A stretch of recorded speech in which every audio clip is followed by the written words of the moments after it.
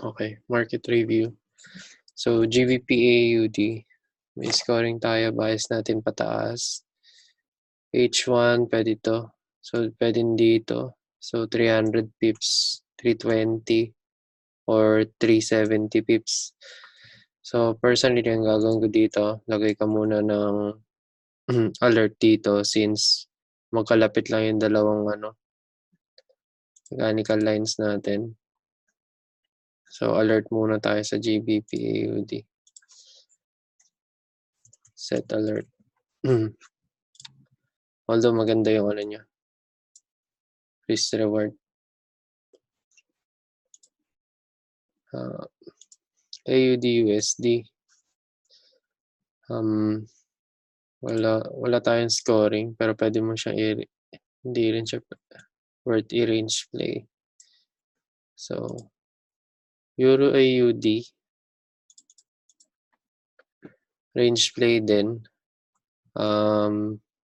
Although 39 pips lang yung makukuha mo dito. So, hindi rin siya worth it. AUD CAD, wala tayong scoring, bias ng scoring. Range play din.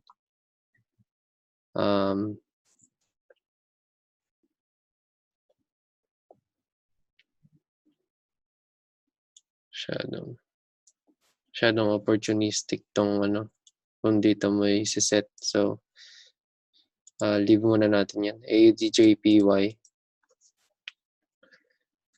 Scoring wise, pataas ang bias natin. Range play. So, pwede tayong H4 range play. Around 80 pips. So, pwede pa. AUDJPY.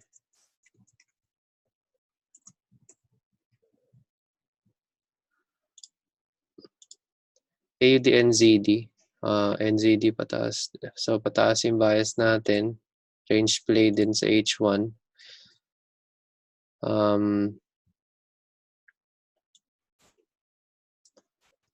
Masyado malayo. Sa H4, trend play. Doon ang scoring.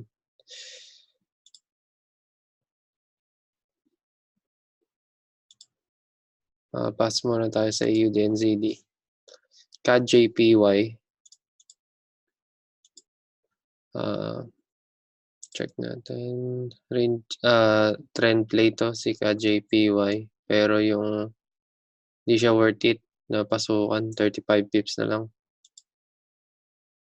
So, hintay muna tayo ma-break to siguro. And then wait for pullback. EuroCAD. So, bias natin pataas. Range play din So, pwede dito. Kuha ka dyan. Around 70 pips. Although medyo matagal pa to. So, set lang din ng alerts. Check ko. Set muna ng alert dito sa EuroCAD. GBP CAD. Pataas yung bias natin. Meron tayong around 170 pips na pwede makuha kung dito tayo mag-enter. So, pasok to sa atin. GBP CAD. 170 pips. Okay. Range trend play din to si GBP CAD. Okay. USD CAD. Wala tayong scoring. And kung i-range play mo naman siya, G7, hindi rin maganda. NZD CAD, bias tayo pababa. 50 pips, 70 pips. Pwede sigurong check natin 50 pips lang eh. So, pending na lang muna natin to. NZD CAD. Para pag nag-budget mamaya. Euro USD. So, positive.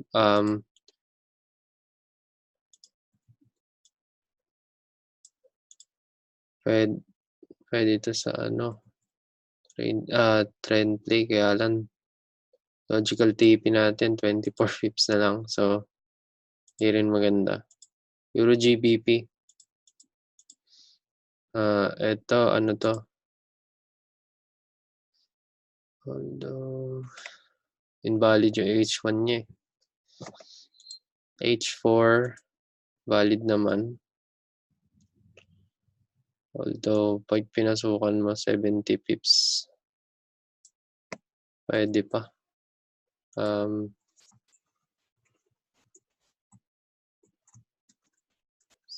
pips.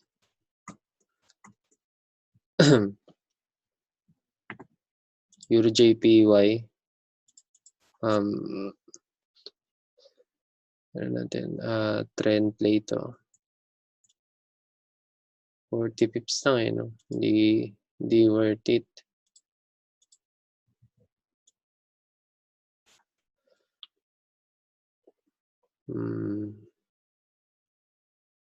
Kaya maganda yung range play. So, pass muna tayo. Euro JPY. Euro NZD.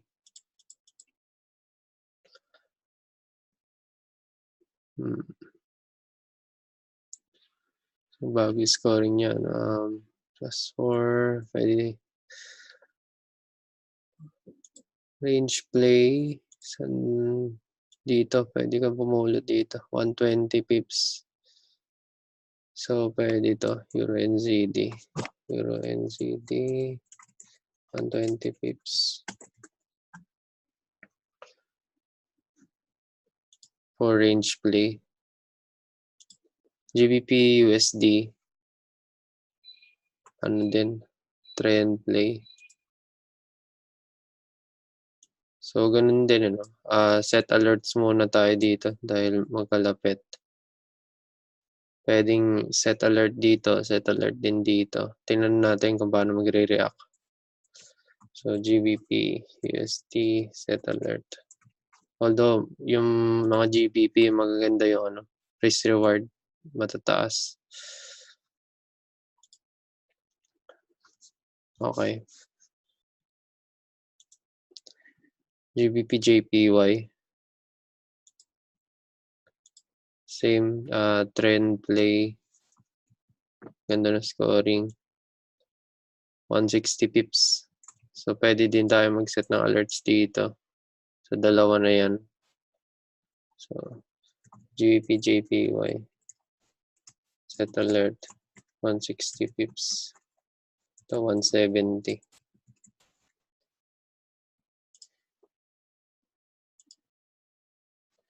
GBP, NZD.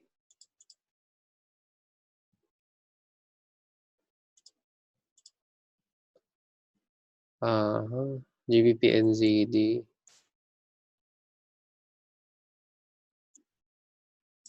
Ano ba to? Teka lang. Trend play tayo. And then dito, 300 pips. So, ito, GBP, NZD, trend play, 300 pips. USD, JPY. USD, JPY, minus 6. So,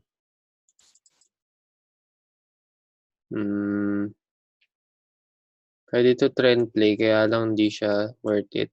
So, skip tayo. Mas marami pang maganda. NZD, JPY.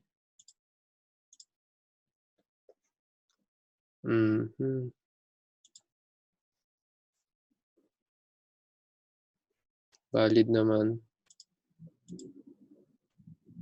Although, H4, parang maganda to i-trend. I-range play. Ayun, ganda nga. So, pwede to i-range play sa H4. around 90 to 115 pips. NZD, JPY, range play, 90 to 110 pips. NZD, USD, minus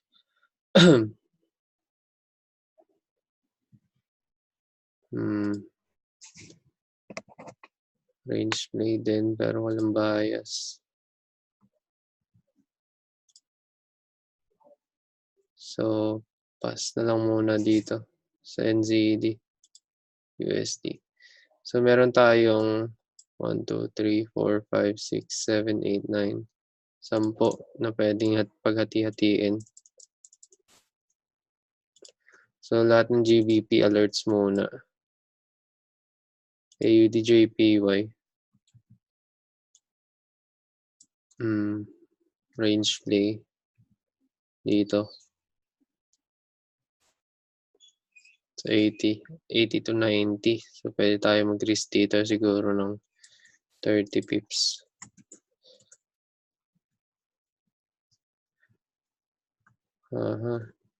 Euro GBP. Ang Euro GBP natin ay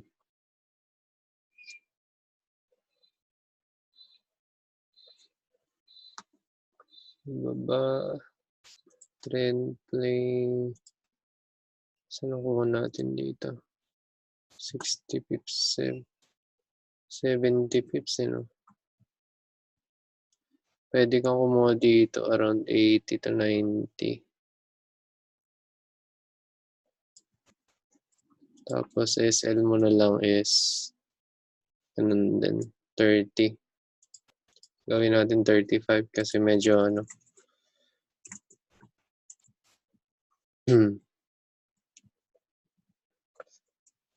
Euro NZD.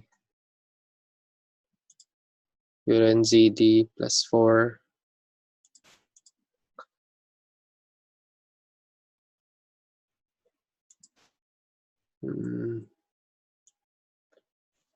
Around here. So, siya? Ang range play. 120. Pwede na dito mga 40. 40 pips. SL. So, meron pa tayong 95 pips. NZD, JPY.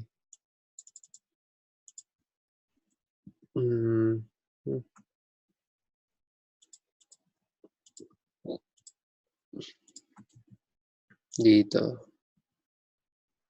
Pwede din 30 pips to. 30 pips. And then, yung iba, set muna ng alerts. So, bali na budget na natin ay